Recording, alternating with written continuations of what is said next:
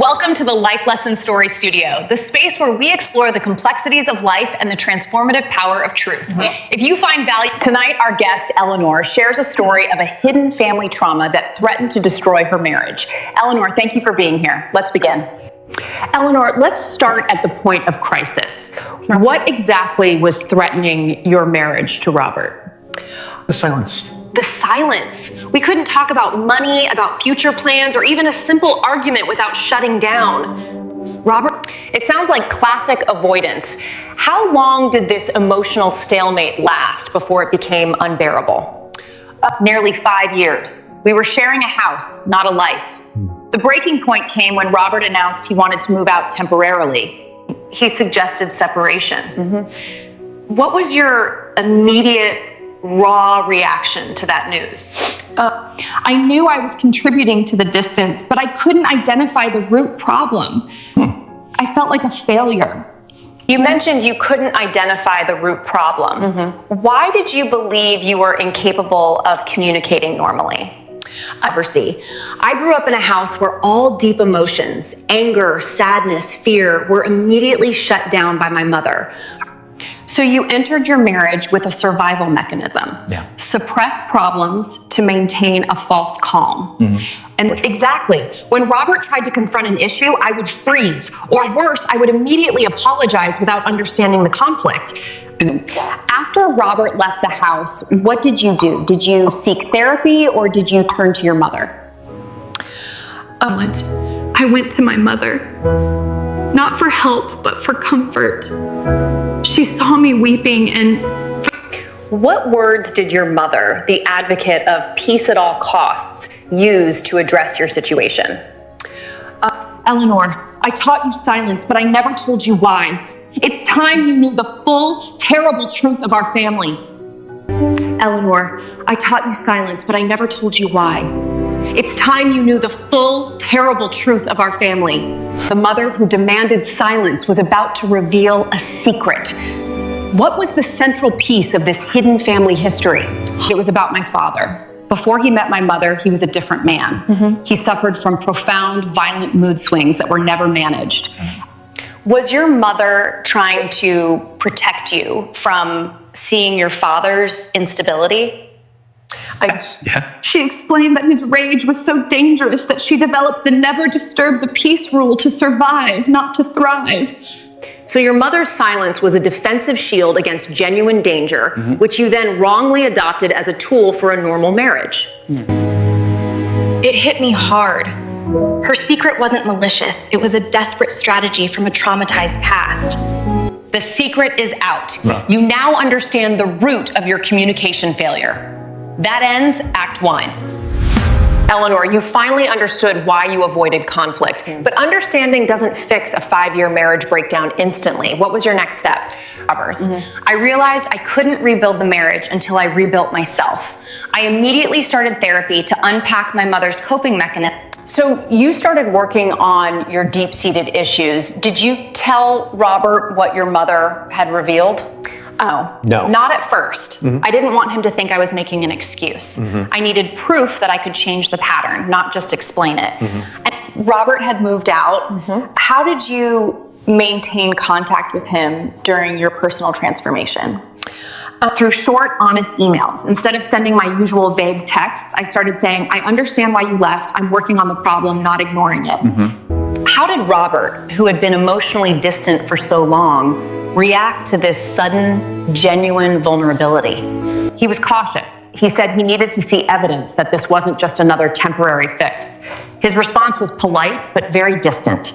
You took a huge risk and asked him to meet you. What setting did you choose for this crucial first face-to-face meeting? I knew I couldn't easily back down in public. I set out to talk about conflict, not to avoid it. When Robert arrived, what was the visible strain or tension you immediately noticed in him? He looked exhausted but relieved. He started by apologizing for his own lack of effort. That was my opening. Instead of talking about his apology, you brought the secret into the light. What words did you use to explain your mother's trauma? My silence wasn't about you, Robert. It was about surviving my father's untreated mental illness. I learned to fear normal anger. How did that explanation, linking your present dysfunction to a past family trauma, impact Robert? It was the first time he looked past my avoidance and saw my wound. He realized I wasn't cold, I was terrified. That softened him immediately. But Robert's issues also contributed to the distance. What did he reveal about his own struggles? He admitted he had felt utterly rejected by my silence. He said he interpreted my refusal to argue as a sign that I didn't care about him or the marriage. So you were avoiding conflict out of fear, and he was withdrawing because he perceived your avoidance as apathy. A true communication loop. Yes. We spent the next hour mapping out all our misunderstandings.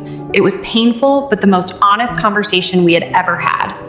Did this honesty bring Robert back home immediately, or did you need a period of gradual reintroduction?